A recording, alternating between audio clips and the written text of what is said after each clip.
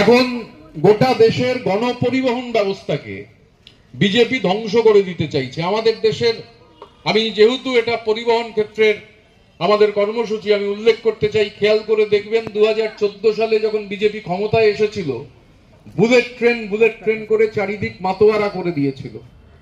2014 থেকে 2019 পরের বার যখন জিতলো, তখন আর দেখবেন বুলেট ট্রেন কোথাও নেই। প্রথম বছর যখন বুলেট ট্রেনের ঘোষণা করলো, বুলেট ট্রেনের ঘোষণা করবার সময়ে মুম্বাই থেকে আহমেদাবাদ, আহমেদাবাদ থেকে মুম্বাই কত জোরে গাড়ি দৌড়বে এই আলোচনা করতে করতেই রেলের বাজেটটাকেই তুলে দিল।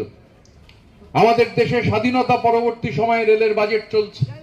গোটা পৃথিবীতে কোথাও গণপরিবহনের বেসরকারীকরণ হয় না। বিজেপির প্রধান এজেন্ডা তৈরি হলো গণপরিবহনের বেসরকারীকরণ করা, এবং বুলেট ট্রেন দিয়ে শুরু করেছিল। এখন আর বুলেট ট্রেন নেই, কোনো চর্চায় নেই, কোনো আলোচনায় নেই।